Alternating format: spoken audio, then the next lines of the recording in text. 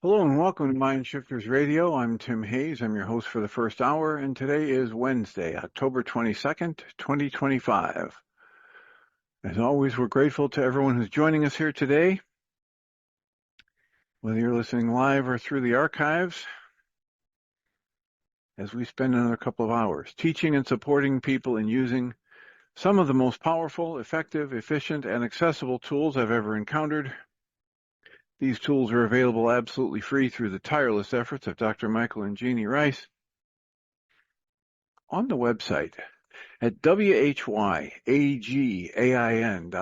If you go to that website and click on the two words that say Start Here in the upper left-hand corner, it will take you to a page where you can download and read Chapter 24 of Dr. Michael Ryce's book.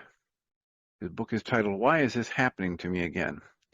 And that chapter of the book contains a narrative description and explanation of the primary tool in this work. That tool is called the Reality Management Worksheet, sometimes called the Reality Management Wake-Up Sheet. And it's a tool I've been using to great effect for over 21 years now to improve the quality of my life and most of my relationships, and to turn any negative emotional experience I have into part of the infallible guidance system that each and every one of us has been given. You can also download the actual worksheet process itself. It's a simple PDF file. Click the link, download it, print it off, copy it as often as you'd like, and use it over and over again absolutely free. You can also download a whole host of audio files from that website of people who've been stepped through the worksheet process. If you choose to listen to those, even repeatedly, they can serve as a powerful tutorial for you and help you get maximum benefit from these tools in the shortest amount of time possible.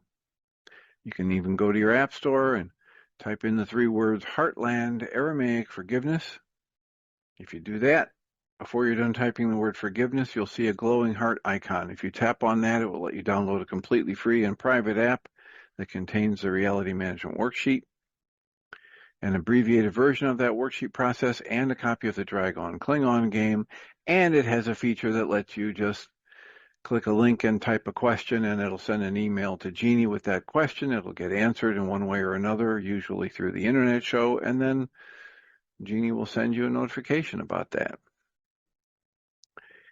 If you're available and you want to join us live most weekdays from 11 to noon Central Time, you go to zoom.us and click on the link to join a meeting and enter the meeting ID 853-2357-4173. 853-2357-4173.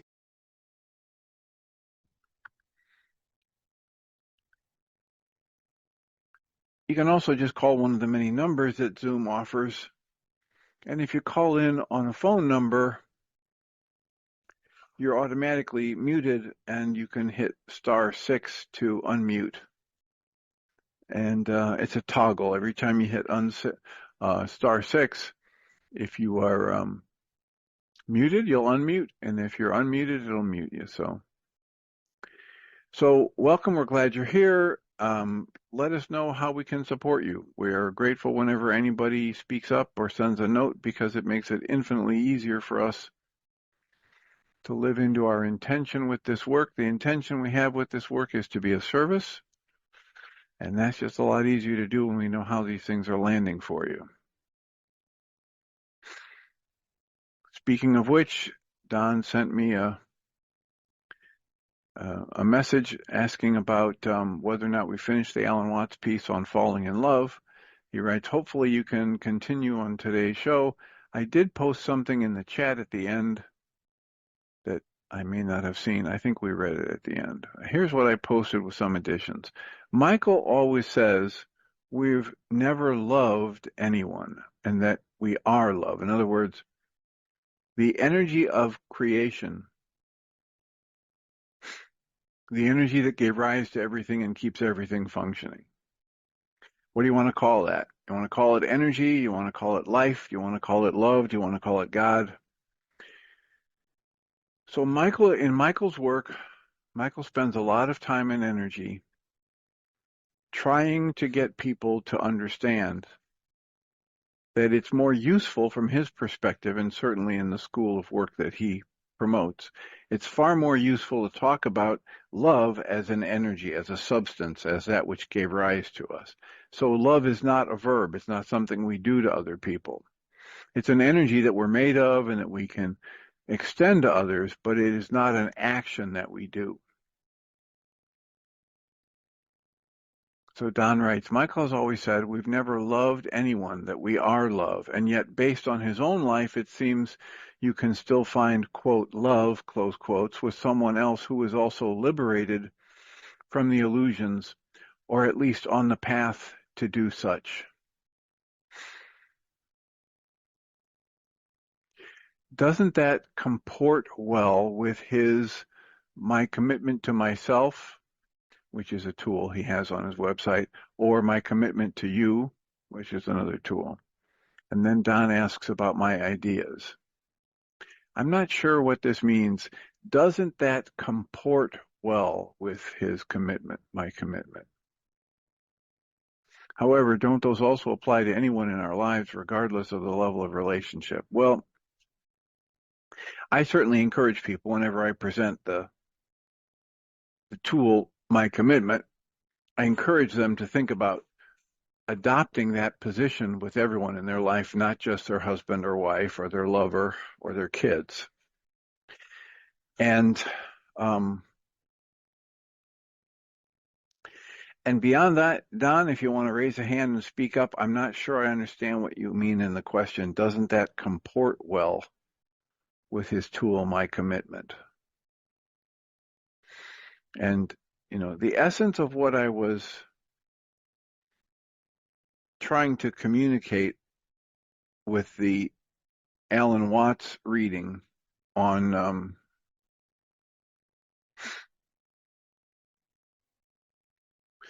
going to pull this up here. His reading about why awakened people no longer fall in love. Essentially, my take on it, the overview is that what most of us call love is this roller coaster ride of energies and emotions, ups and downs and intense passions.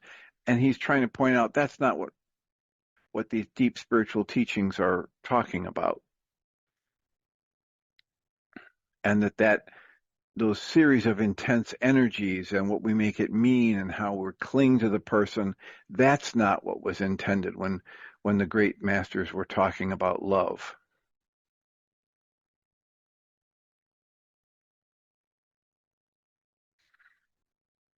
So the essence is the awakened heart does not accept bargains disguised as promises. It does not let itself be seduced by the drama that requires blindness. When that awakened heart is engaging this process, the thing about loving someone or being aware of your true nature as love is something else altogether. It is silence. It is clarity. It is generosity without calculation. But this new thing that you might call love, purer and rarer, brings with it an unexpected consequence. The crowd disperses. Suddenly those who once seemed many suddenly become few. It's rare to meet those who've walked through their own shadows and awakened as well. And this is why love for the awakened seems almost impossible. Not because love doesn't exist, but because illusion can no longer be mistaken for truth. And so a strange solitude settles in, not the small solitude of being alone and lonely without company, but the vast solitude of seeing more than others are prepared to see. It's like standing in a room full of voices and yet realizing that all of them are still repeating the lines of the old script. You have now left the theater, and you can no longer participate in that process. The silence you carry inside feels greater than any conversation around you. This solitude may originally feel like exile, for suddenly you belong and do not belong. You walk among others, but you do not blend in. You smile, you converse, you even participate, but there is always a part of you that observes or that knows that it can no longer pretend. And in that knowing lies a secret pain, the pain of realizing that much of what we once called love was merely a disguise for fear. It was the fear of being alone, or the fear of not being seen, or the fear of not being enough. And once we can no longer fear so much, once you no longer desperately seek rescue, the old bonds become fragile, like rotten ropes that unravel at the slightest touch. And then perhaps for the first time, you're faced with the true choice: to continue participating in the play, pretending to believe in the old illusions, or to remain in the silence of lucidity, even if it distances you from the crowd. Most choose the first option because company is sweet, even when it's built upon illusions. However, the awakened know that returning to sleep is no longer possible, and thus a new form of love is born, a form so subtle it can hardly be named. No longer a love of chains, but of freedom. No longer a love of promises, but of presence. It does not seek to rescue or be rescued. It does not wish to imprison or be imprisoned. It only shares, like two flames burning side by side without stealing each other's fire. No longer a love of chains, but a love of freedom. No longer a love of promises, but a love of presence. It doesn't seek to rescue. It doesn't seek to be imprisoned. It is only the pure energy expressing. You can't carry it.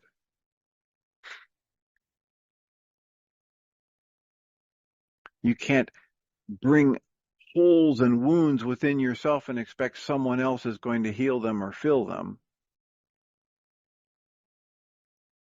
This kind of love only blossoms in hearts that already know themselves as whole. And so many confuse it with an absence of love. But the truth is the opposite.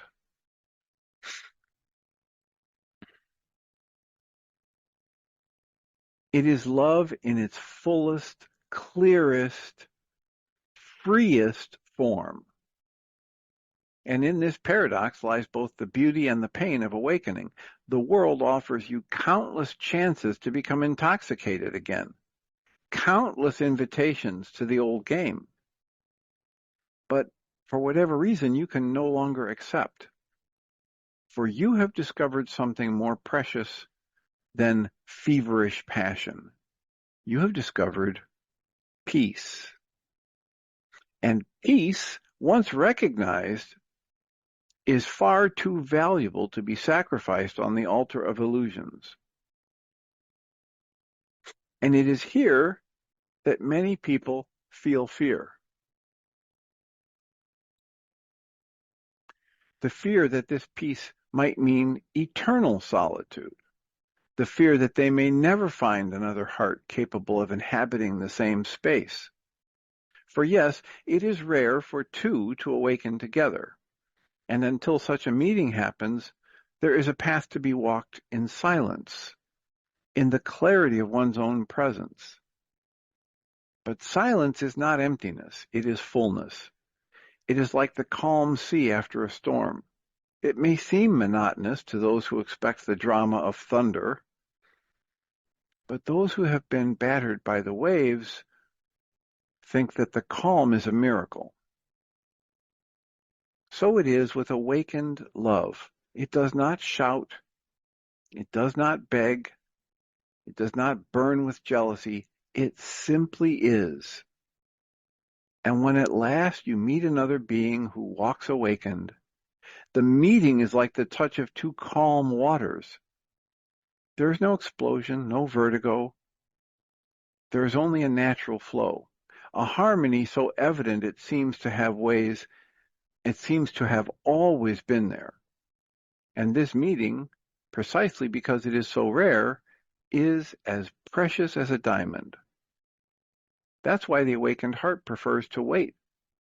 It prefers the long journey in silence to the return of old chains, for it knows that any love born of fear will be a prison, and that any prison will be a betrayal of the freedom already gained. Better to walk alone with clarity than accompanied by illusion. And so life becomes a patient waiting, not an anxious waiting, but a quiet waiting, like the soil that trusts the coming of the rain, even without knowing when it will fall. For those who have awakened, they no longer seek love as an escape, but as a celebration. And this celebration can only happen when two meet as whole beings. And in this state of serene waiting, the awakened heart learns to rest within itself. No longer is there the restlessness of the hunter prowling the forest in search of prey. No longer is there the anxiety of the poet writing feverish verses to fill the emptiness of absence.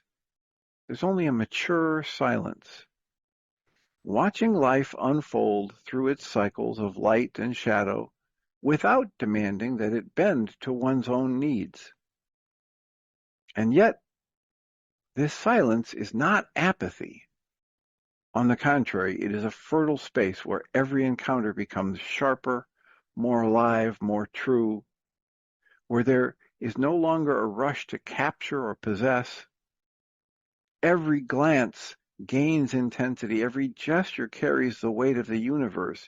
It is as if life, in its simplicity, reveals a depth that was once hidden beneath the noise of need.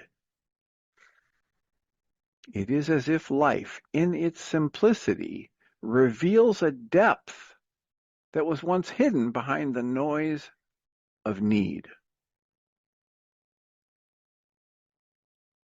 It reminds me of Guy Finley's line where he says,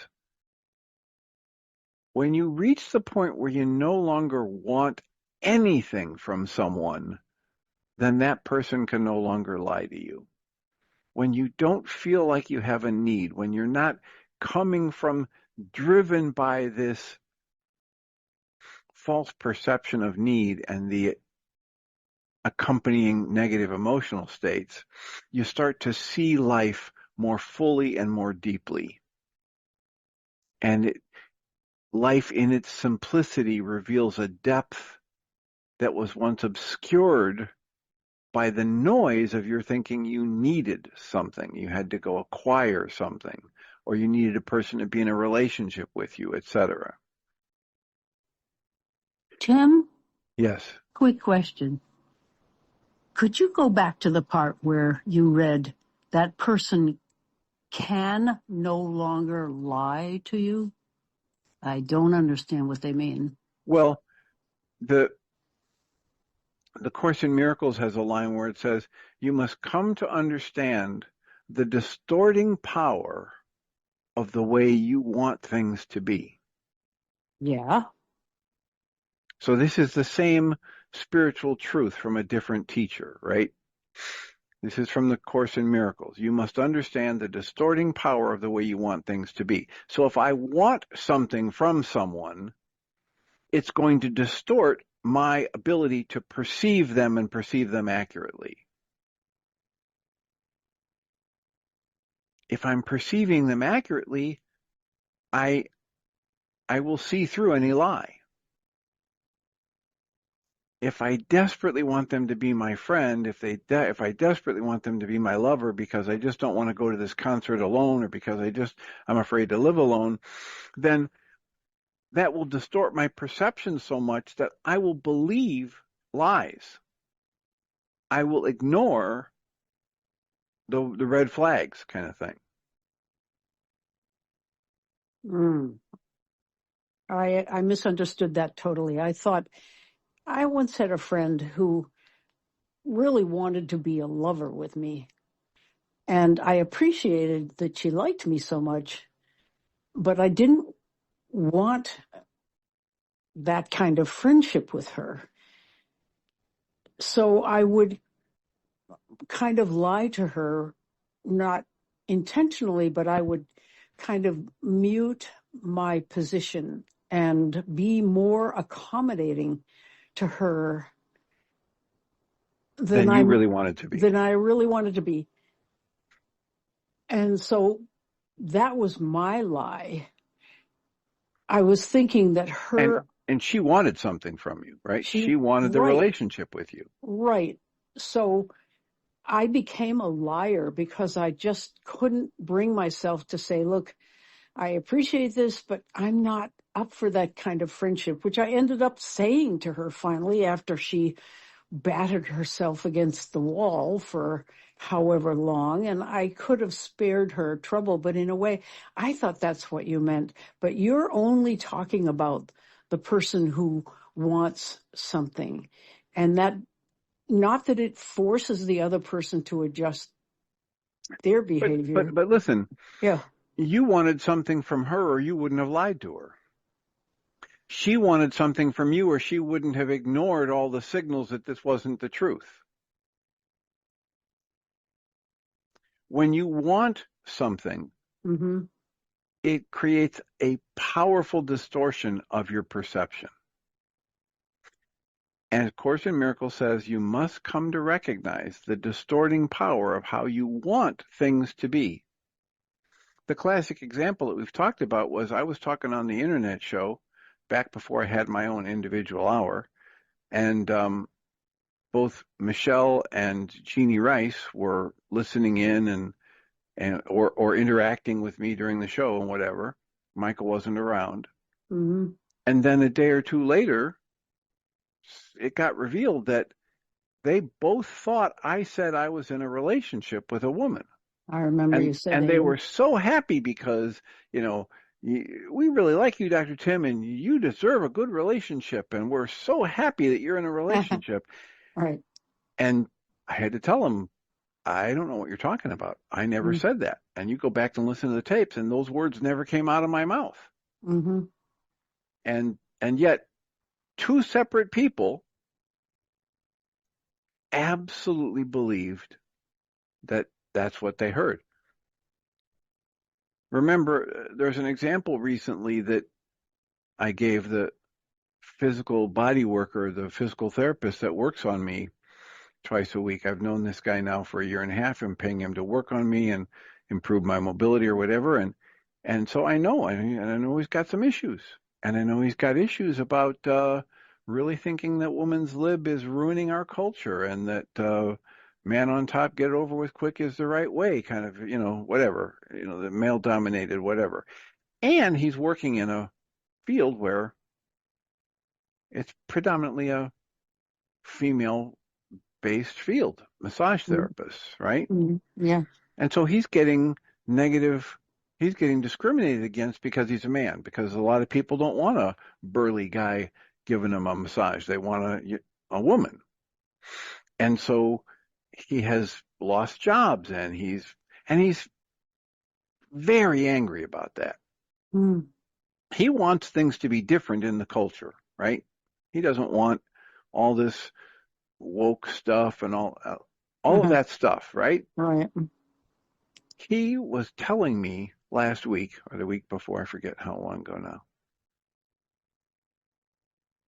about a scene in a movie where they've ruined the movie because they made the woman the hero. She's got superpowers now, and how in that movie she beats up a guy and takes his clothes and steals his motorcycle and drives off after being disrespectful to him. Then Mm-hmm. she beats him up. Then she takes his clothes and then she rides off on his motorcycle. Well, if you watch that movie, you realize none of that happened. Mm. One little piece of it happened. She did ride away on his motorcycle, but you can watch the movie and there's no fight between him and her. It's her pulling up or her standing looking at a map, him pulling up on his motorcycle and trying to hit on her, and she doesn't badmouth him. She doesn't say anything negative to him. She doesn't say a word to him. She just looks at him and then starts looking back at his map, at her map, and then he gets upset because she doesn't think he's the greatest thing since sliced bread, and she's not fawning all over him. And so he gets upset and says something derogatory about her clothes and then goes in a store. Mm-hmm. And then the scene cuts and you see a mannequin that used to have clothes on it is now naked, and she rides off on his motorcycle. So she took clothes from a mannequin without him even being around. Mm. And then, she did take his motorcycle. But, what's an alien to do when they land here on Earth and they need to save Earth from an invading force and they don't have transportation? Of course. I didn't. So the word lie is a very broad word here, the way you read it. It's just distortions as a result of wanting something. Yes, right. Okay. And when we want something, when we think we're missing something and we go out to get it, Guy Finley says, in the moment we go out to get something we think we need, we create the obstacles to our ever being able to achieve it. Why? Because we're already whole and complete just as we are. And so if we're going out to fill a hole within us, it can't happen. The same kind of thing happens in the distortion of our perceptions when we want something or when we think we're not whole and complete.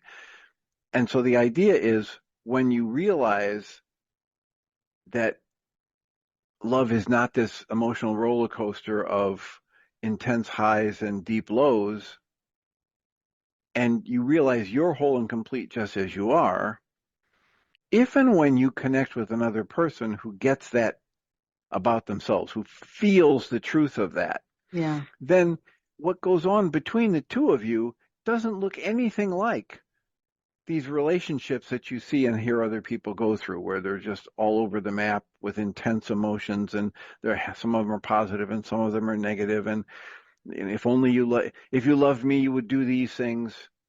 Yeah. Because you did this, it means you don't love me. It's all of that approval stuff rather than understanding with a wide awake, wide open heart. If you're using that as your primary user interface with life, you get a very different experience of life than if you're looking at life through the filters that your culture has set up or your family has set up or your wounded ideas set up for your distortion and perception. Dawn has something in the chat. I don't know if you saw it.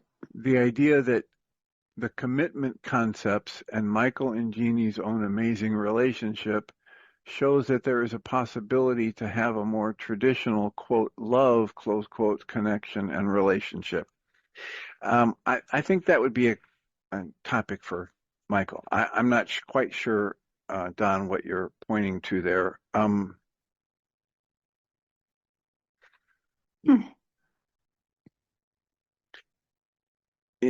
Michael and Jeannie, Michael and his previous wife did it was a video on healing through relationships. And in it, they talked about how traditionally in our Western culture, relationships are about two things.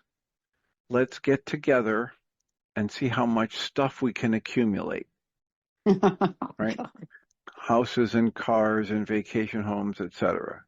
And the second thing is let's argue about who's right and who's wrong. And these are the two primary reasons or goals people have in relationship.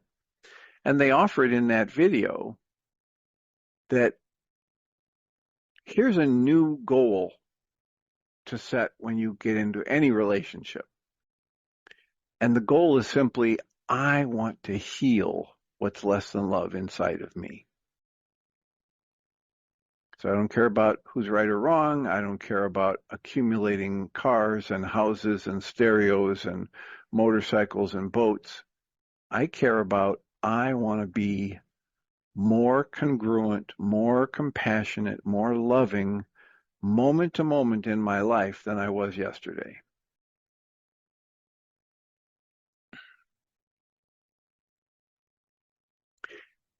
And so I would think that, Don is saying, this shows that there's a possibility to have a more traditional, quote, love, close quotes, connection and relationship. I don't quite know what you mean by that, traditional love relationship. I think Michael and Jeannie would say they don't have a very traditional love relationship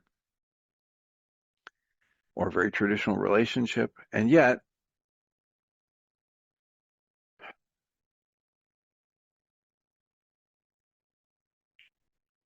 here's the weird thing about this, right? This is backing up to get a meta perspective and a little sidebar here. What Michael's doing with this work is trying to create an understanding of how things work, just like all the great spiritual teachings. They're just trying to get it clear how things work so people can work the system, work their lives, manage their emotions, be more loving, be more productive, reach their loving goals, etc. And in the process of doing that, he's singled out some key words that he wants to either clarify the definition of or redefine.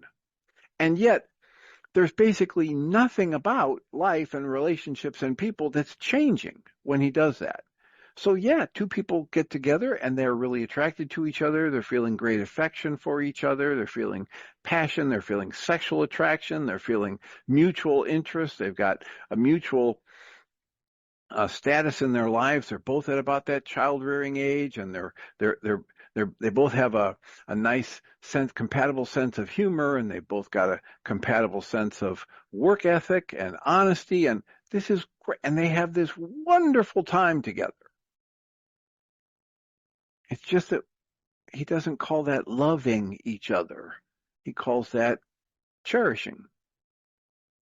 And he's only doing that to single out that word love so it gets applied only to this energy of creation, only to the true nature that animates the living body.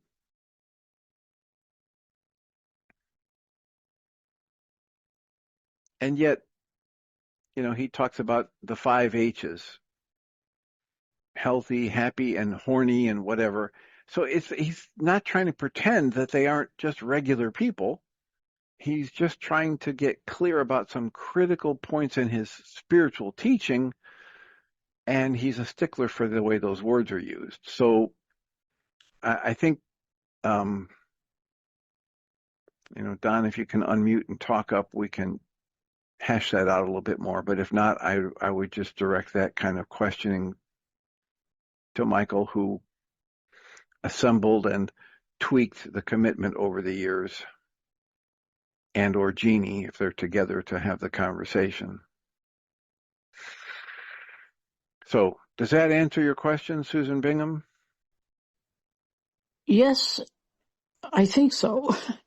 Yeah, it's a muddy area because I assumed that a lie was like a blatant untruth that was forced out of one person because the other person wanted things that the first person couldn't or didn't want to deliver. Anyway, it doesn't matter. It's just... Okay, and that specific line is from Guy Finley, and I just thought it tied in here well because, Yeah. It's about how, what I was reading here is you've discovered something more precious than that feverish passion. You've discovered peace. Mm. And peace, once recognized, is far too valuable to be sacrificed on the altar of illusions. Mm-hmm. Well, that is true. I think of my relationship with Tim Bingham, which was definitely a falling in love situation on my part. Tim admitted later he didn't think he'd ever been in love. He just really thought I'd be a good wife, and he he was drawn to me, attracted to me, but he didn't have that and never has had that experience of falling in love. Well, falling in love is a terrifically dangerous thing because for me, I had to go through an unfalling in love to finally find out who we were together, find out who Tim Bingham was in himself. And it was a bumpy road for a while. And it was bumpy for him too, because he had ideas of what a married couple did. And he, of course, had his expectations built on how his parents interacted. And he had expectations about what kind of a wife and woman I would be, figuring that I'd be like his mother. And we were similar initially, both artists in different ways and enterprising, and a lot of traits that he thought would be good for him to hitch up with. And, there were periods of time when I might throw a chair at him, or I might show up at the door at supper time, not dressed in a tea gown. She had a lot of help in the house, and so she could take a bath and get all sweetened up and meet her husband with a cocktail in her hand. And I wasn't doing that. I was pretty much a scruffy mess by the time he came home, when we had little kids, and we had to go through a lot of adjustments. And it's amazing that a couple can survive that much of an upheaval, and I'm glad we did, but it took a while to find the peace. So I know what he's talking about.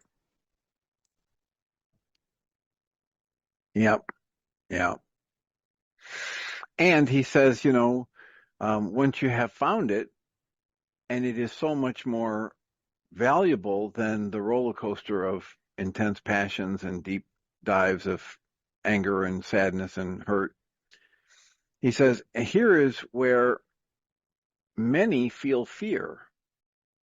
The fear that this peace might mean eternal solitude. I'll never find another heart capable of inhabiting the same space with me. And he writes, yes, it is rare for two to awaken together, and until such meeting happens, there's a path that can be walked in silence and in the clarity of one's own presence. But he writes, but silence is not emptiness, it is fullness. It's like the calm sea after a storm. It may seem monotonous for those who expect the thunder and lightning and crashing waves, but for those who've been battered by the waves, the calm is like a miracle. And so it is with awakened love. It does not shout. It does not beg. It does not burn with jealousy. It simply is. And when at last you meet another being who also walks awakened, the meeting is like the touch of two calm waters. There's no explosion, no vertigo, just a natural flow. Well, And it's great that they're assuming that because a couple finds how to get along peacefully with one another, that they are awakened, because I wouldn't say either Tim Bingham or I were awakened in the way he might be talking.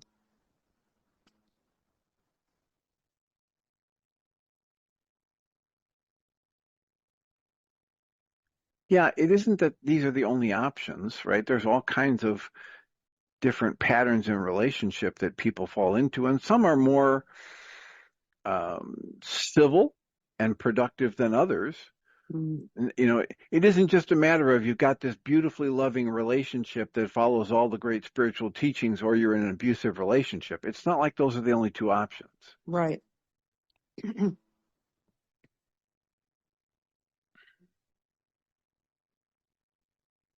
So, rather than go back and read and reread that, I'm just going to let that sit. Here's the Okay. idea. He's Right. he's got that talk. It's by Alan Watts. You can find it on YouTube, and it's all about, what happens. Why is it that when people awaken, They no longer fall in love. And, the essence of it is you end up feeling as intensely or more intensely, but it isn't the wild, erratic. It's just always available. It's a grounded, calm, as he used the word, peaceful, like an atmosphere or an environment that you create. And it creates all of the challenges when you're trying to do a relationship like that in a culture like ours, where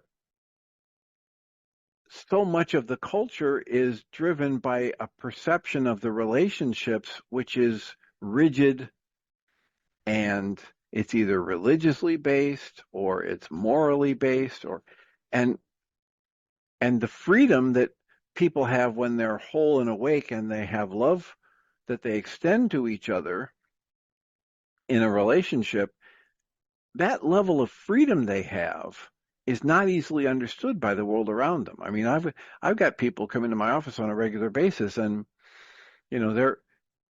they and their kids and their husband and their wife, everybody's got the locator app on their phone. Everybody knows exactly where they are all the time. And boy, if anybody ever goes dark, then there's heck to pay. And we've got to sort it out, and we've got to do an investigation, and you might lose your phone forever if you ever do that again. Just like the control that, or the sense of a need to control things that comes from a wounded person, is the opposite of what he's talking about here.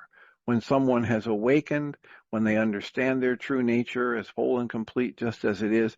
And this doesn't mean that their life is perfect or they're in some kind of a perfect state of enlightenment. It just means that they're nowhere near this other pattern that's driven by need and fear.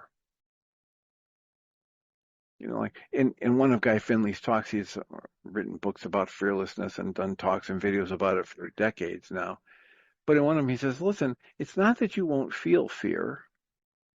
It's not that the fearless life is a life where the person never has the energy of fear arise in them. Well, then what is the fearless life? What do you mean by fearless life? What he means by it is people reach the point where they no longer let the fear drive their decisions. Right? People reach the point where they understand that they can feel the fear and do the next right thing anyway.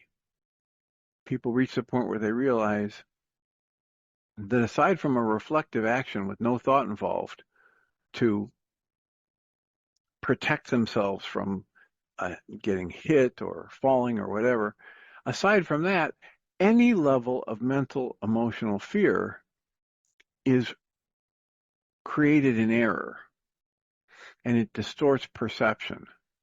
And so I want to be in a position where I refuse to do what fear tells me, because fear seems to be telling me, Tim, safety is this way. Do this to stay safe. Do this to be in control. Do this to be happy. Do this to avoid getting obliterated. Do this to avoid a difficult interaction with somebody. But the fact of the matter is, fear doesn't ever help me avoid anything. Fear simply tells me to do things that will ensure that fear drives my life another day.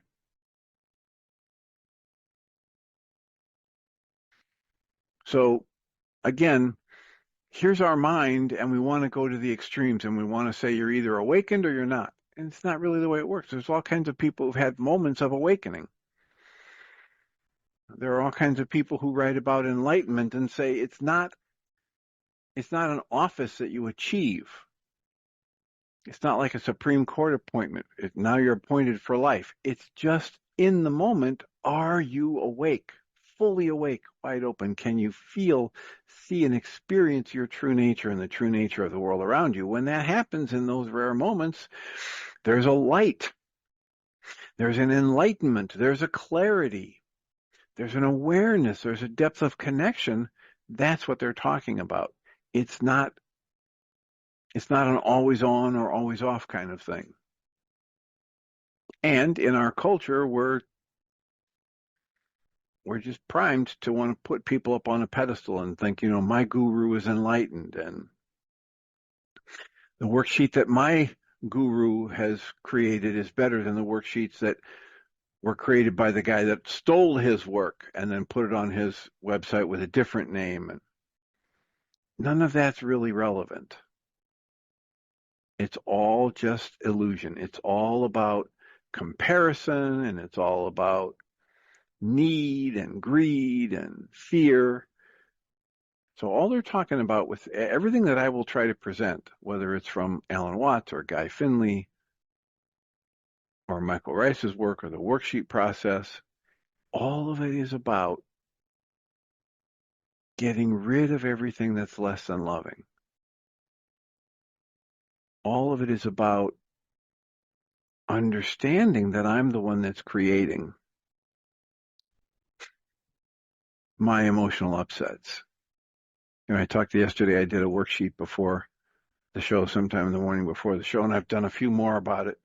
And it's fascinating to me because I've reached the point where I'm not chomping at the bit and aching for an answer. I'm just okay with whatever the worksheets show me and whatever comes to mind when I have a worksheet process. So here I've done 3 or 4 more worksheets, and there's no clear aha experience, and there's no clear unraveling of the negative thoughts that come up in my mind when I think about this other person. And yet, it doesn't matter to me. I'm not expecting a certain outcome from the worksheet process. I'm allowing it to be whatever it needs to be.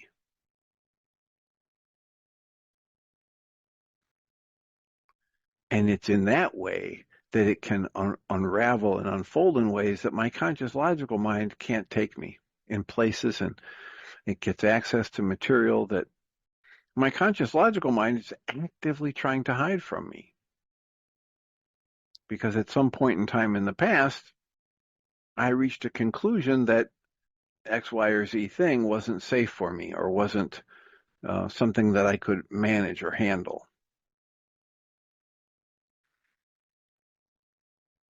So, comments, questions, answers, soliloquies. We've got about 10 minutes left.